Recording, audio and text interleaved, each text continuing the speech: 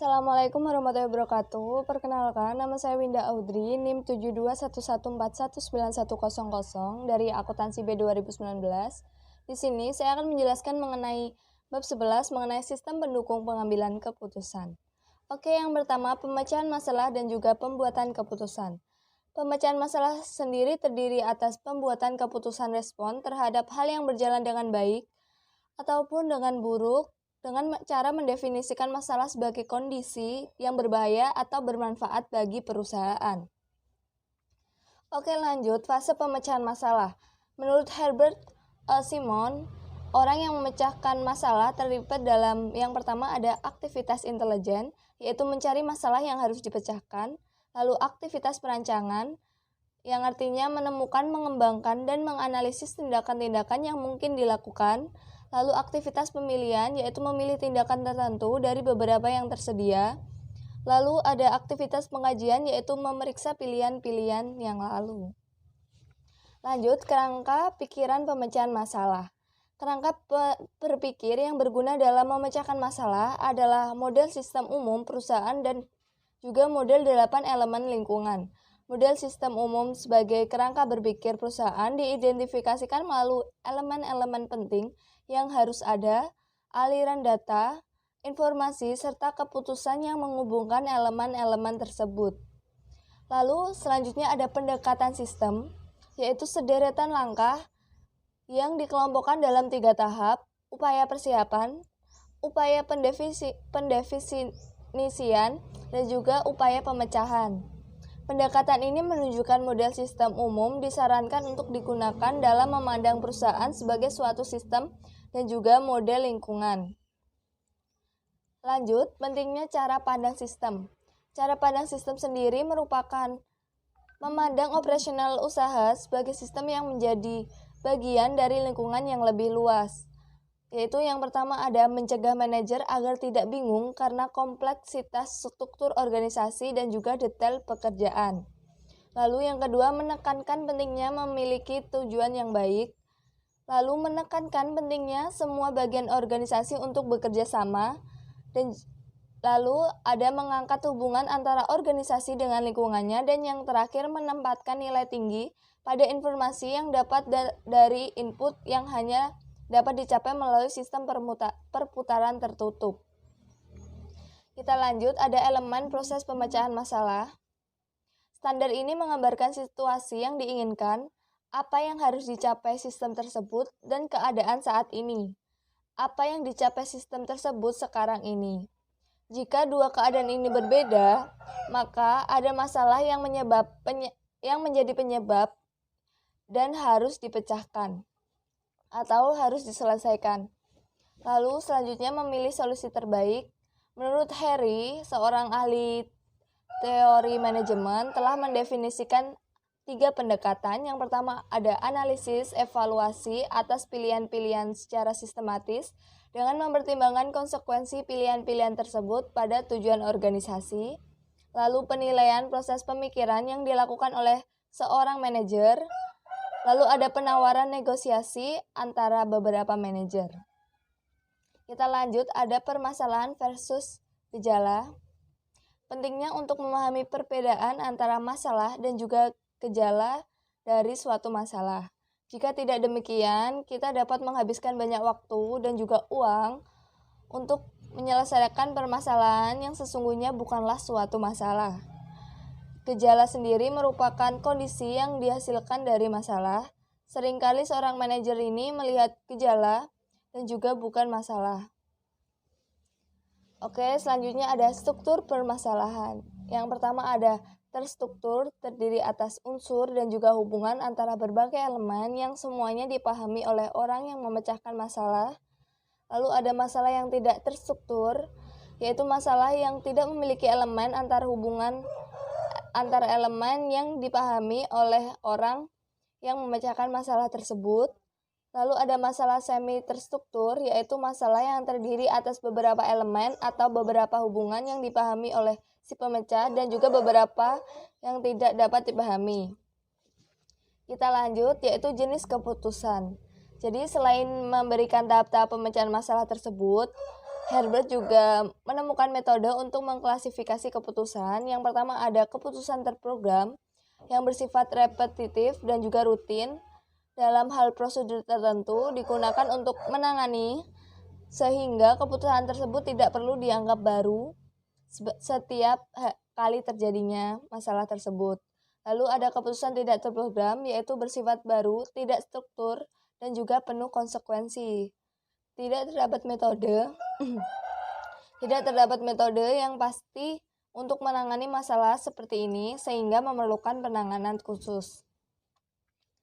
Kita lanjut, sistem pendukung pengambilan keputusan atau dikenal dengan DSS yang digunakan untuk mendeskripsikan sistem yang didesain untuk membantu manajer memecahkan masalah tertentu.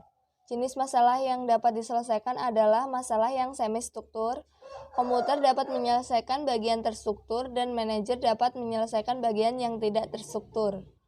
Oke, model DSS. Setelah DSS sendiri diterapkan dengan baik, kemampuan memungkinkan para pemecahan masalah untuk bekerja sama dalam kelompok yang ditambahkan ke dalam model tersebut, sehingga penambahan peranti lunak groupware memungkinkan sistem tersebut untuk berfungsi sebagai sistem pendukung pengambilan keputusan kelompok.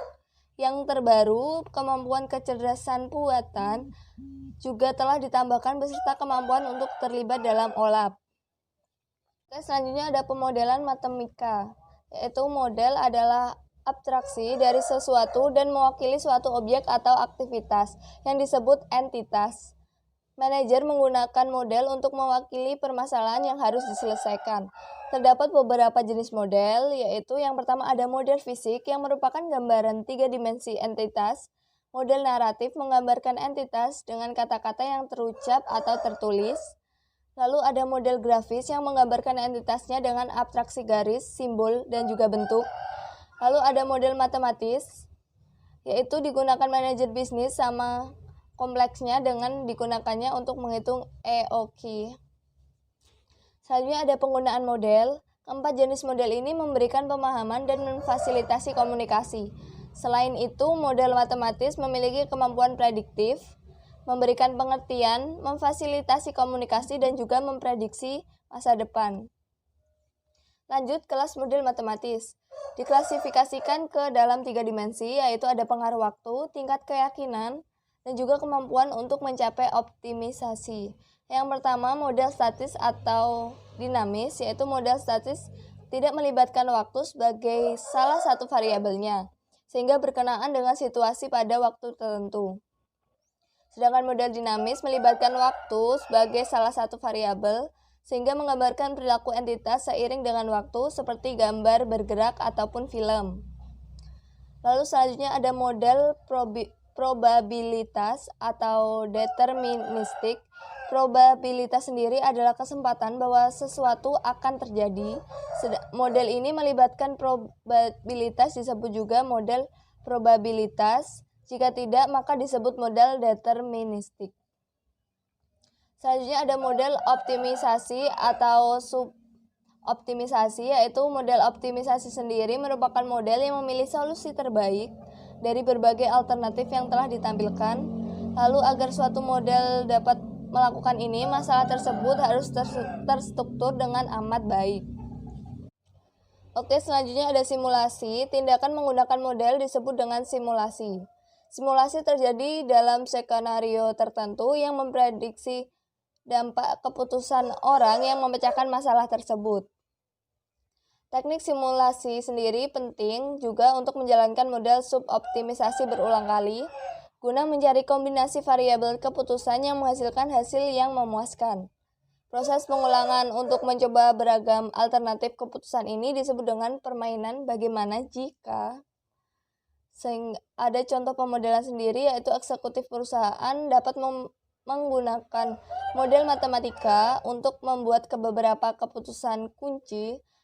Para eksekutif ini dapat menyimulasikan dampak dari harga perolehan, jumlah investasi pabrik yang dibutuhkan untuk menyediakan kapasitas untuk memproduksi produk, jumlah yang akan diinvestasikan dalam aktivitas pemasaran, dan jumlah yang akan diinvestasikan dalam penelitian atau pengembangan. Lanjut ada kelebihan dan kelemahan pemodelan. Yang pertama kita bahas dulu tentang kelebihannya, yaitu yang pertama ada proses pemodelan dapat menjadi pengalaman belajar. Kecepatan proses simulasi memungkinkan sejumlah besar alternatif dapat dipertimbangkan dengan cara memberikan kemampuan untuk mengevaluasi dampak keputusan dalam waktu singkat. Lalu model memberikan kemampuan prediksi. Lalu yang terakhir ada model tidak semahal upaya uji cobanya. Kita lanjut kelemahan. Kelemahan sendiri terdiri atas dua. Yang pertama ada kesulitan untuk membuat model sistem bisnis akan menghasilkan model yang tidak mencakup semua pengaruh terhadap entitas. Lalu kemampuan matematis tingkat tinggi dibutuhkan untuk merancang model yang lebih kompleks. Selanjutnya ada pemodelan matematika menggunakan lembar kerja elektronik. Yang pertama ada kapabilitas pemodelan statis, yaitu baris dan kolom dari lembar kerja elektronik membuatnya ideal untuk digunakan dalam model statis. Lalu yang kedua ada kapabilitas pemodelan dinamis, yaitu lembar kerja sangat sesuai untuk digunakan sebagai model dinamis. Kolom-kolom yang tersedia amat sesuai dengan periode waktu. Selanjutnya memainkan permainan bagaimana jika, yaitu lembar kerja ini juga berguna untuk memainkan permainan bagaimana jika, di mana pemecahan masalah memanipulasi satu atau lebih variabel untuk melihat dampak dari hasil simulasi. Selanjutnya ada antarmuka model lembar kerja. Ketika menggunakan lembar kerja sebagai model matematika, pengguna dapat memasukkan data atau membuat perubahan secara langsung pada sel-sel lembar kerja, atau dapat menggunakan antarmuka pengguna grafis. Kita lanjut ada kecerdasan buatan, yaitu aktivitas penyediaan mesin komputer dengan kemampuan untuk menampilkan perilaku yang akan dianggap sama cerdasnya dengan jika kemampuan tersebut ditampilkan oleh manusia. Oke, terdapat sejarah AI, yaitu yang pada tahun 1956, istilah kecerdasan buatan ini pertama kali dibuat oleh John sebagai tema suatu konferensi yang dilaksanakan di Dartmouth College. Pada tahun yang sama, program komputer AI ini pertama yang disebut logic teoris yang berkemampuan terbatas untuk berpikir atau membuktikan teorema khusus, dan akhirnya mendorong para ilmuwan untuk merancang program lain yang disebut dengan GPS yang ditujukan untuk digunakan dalam memecahkan segala macam masalah. Oke, selanjutnya ada wilayah AI. Yang pertama ada sistem pakar, yaitu program komputer yang berusaha untuk mewakili pengetahuan keahlian manusia dalam bentuk heuristik atau aturan yang menjadi patokan atau aturan yang menebak dengan baik. Lalu selanjutnya ada jaringan saraf tiruan, yaitu mampu menemukan dan membedakan pola sehingga membuatnya amat berguna dalam bisnis di wilayah pengenalan suara dan juga pengenalan karakter optis. Lalu yang ketiga ada algoritma genetik, menerapkan proses yang terkuat yang selamat untuk memungkinkan para pemecahan masalah akan menghasilkan solusi masalah yang semakin lebih baik. Lalu ada agen cerdas, yaitu digunakan untuk melakukan tugas yang berkaitan dengan komputer yang berulang-ulang. Daya tarik sistem pakar sendiri, pertama, sistem pakar memberikan kesempatan untuk membuat keputusan yang melebihi kemampuan seorang manajer, lalu dapat menjelaskan alasannya sehingga menuju ke suatu keputusan. Oke, selanjutnya ada konfigurasi sistem pakar. Yang pertama antar muka pengguna, yaitu memungkinkan para manajer untuk memasukkan atau menerima instruksi dan informasi. Lalu yang kedua ada basis pengetahuan berisikan fakta yang menggambarkan masalah serta teknik penggambarannya. Lalu mesin inferensi melakukan pemikiran dengan cara menggunakan isi basis pengetahuan dalam urutan tertentu. Yang terakhir ada mesin pengembangan digunakan untuk membuat sistem pakar. Ada dua pendekatan dasar yang tersedia, yaitu bahasa pemrograman dan juga kerangka sistem pakar. Selanjutnya ada sistem pendukung pengambilan keputusan atau kelompok. Konsep GDSS sendiri yaitu sistem berbasis komputer yang membantu sekelompok orang melakukan tugas atau mencapai tujuan yang sama dan memberikan antarmuka untuk digunakan bersama. Lalu bagaimana sih GDSS ini membantu pemecahan masalah? yaitu asumsi yang mendasari GDSS sendiri, yaitu komunikasi yang lebih baik memungkinkan dibuatnya keputusan yang lebih baik. Komunikasi yang lebih baik sendiri dicapai dengan menjaga agar diskusi kelompok tetap terfokus pada masalah yang sedang dibicarakan, sehingga waktu tidak terbuang sia-sia. Kita lanjut, yaitu letak lingkungan GDSS. Ada 4 lokasi GDSS sendiri berdasarkan ukuran kelompok dan di mana lokasi para anggotanya. Yang pertama, ruang keputusan, yaitu tempat sekelompok kecil orang bertemu langsung. Lalu jaringan keputusan lokal, jika tidak memungkinkan untuk sekelompok kecil orang untuk bertemu langsung, maka para anggotanya dapat berinteraksi melalui LAN. Dan yang ketiga, ada sesi legislatif. Jika kelompok yang ada terlalu besar untuk suatu ruang keputusan, maka akan dibutuhkan sesi legislatif. Lalu yang terakhir, ada konferensi yang dimediasi komputer. Beberapa aplikasi virtual yang memungkinkan komunikasi antar kelompok-kelompok besar yang memiliki anggota yang tersebar di berbagai wilayah geografis. Aplikasi ini secara kolektif dikenal sebagai aplikasi konferensi jarak jauh yang mencakup konferensi komputer, konferensi audio, dan juga konferensi video.